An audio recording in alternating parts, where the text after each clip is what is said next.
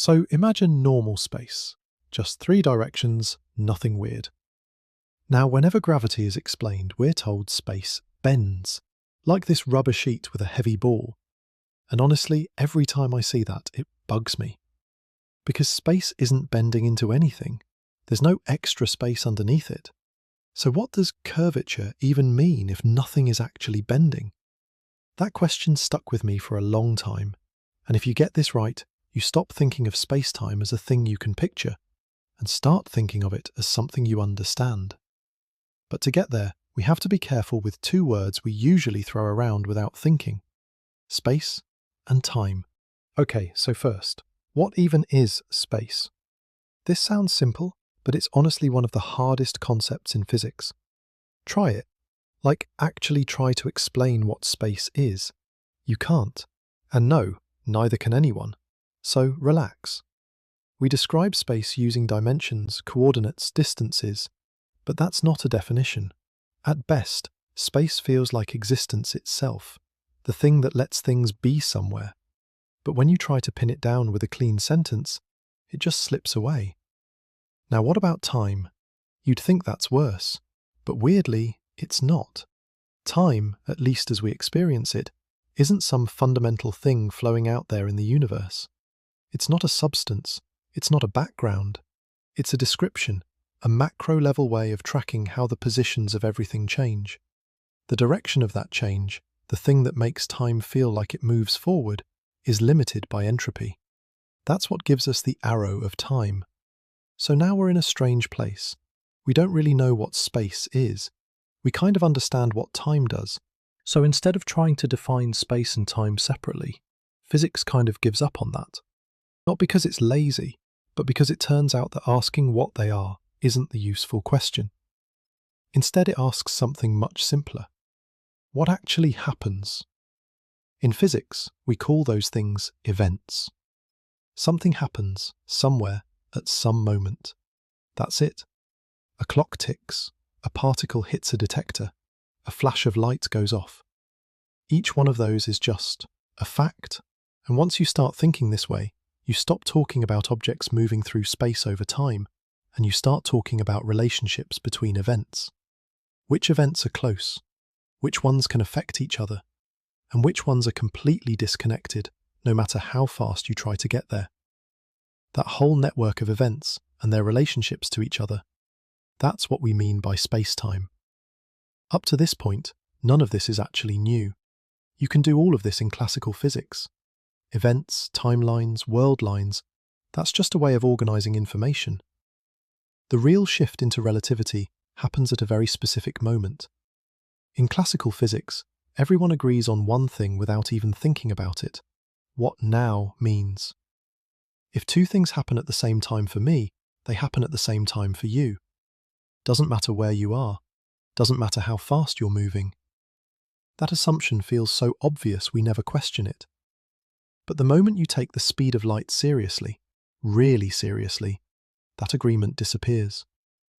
Two observers moving relative to each other can look at the same set of events and disagree on which ones happened at the same time. Nothing went wrong. No clocks are broken. Reality didn't glitch. It's just that now turns out not to be universal. And once simultaneity stops being absolute, space and time can't stay separate anymore. They start mixing. Not because we chose to combine them, but because the universe leaves us no other option. So once now stops being universal, something deeper changes. It's not just that clocks disagree, it's that the universe suddenly has rules about what can influence what. Take two events. One happens here, another happens over there. In classical physics, the only question is distance and time. If you wait long enough or go fast enough, anything can affect anything else. In relativity, that's no longer true. There's a strict limit, the speed of light. And that limit carves space-time into regions. Some events can influence each other. Some events could influence each other if you waited. And some events are completely disconnected. No signal, no matter how fast, can ever get from one to the other. This isn't philosophy, it's geometry. For every event, space-time naturally splits into a past, a future, and an elsewhere.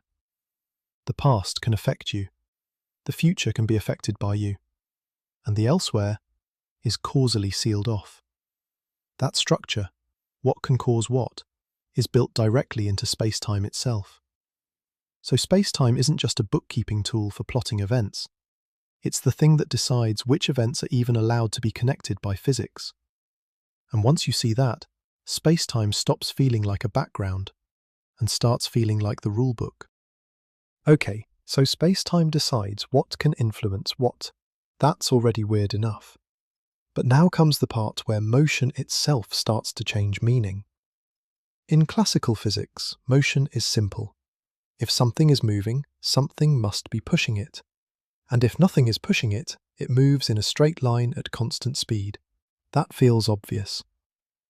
Relativity keeps that idea, but it changes what straight actually means.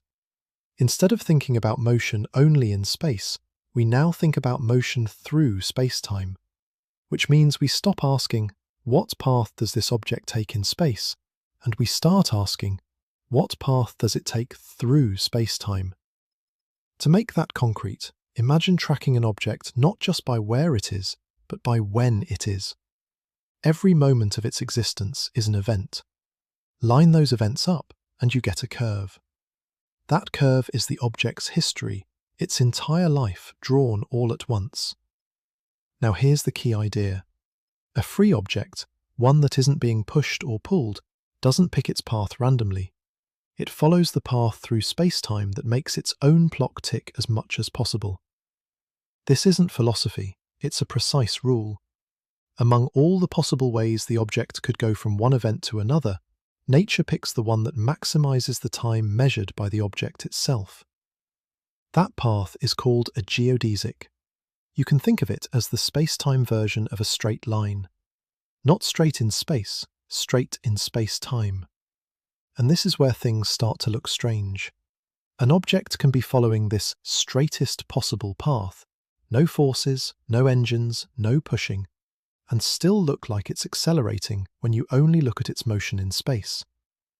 Nothing mysterious is happening to the object. It's just following spacetime's rules. So already, before we even mention gravity, something important has shifted. Motion is no longer about forces first. It's about geometry first.